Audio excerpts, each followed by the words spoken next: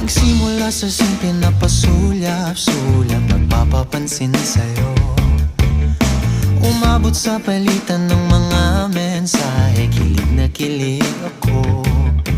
Kumusta, kain na, hello, magandang umaga.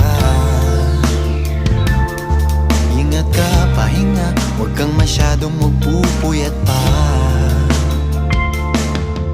Naramdaman ng puso na dahan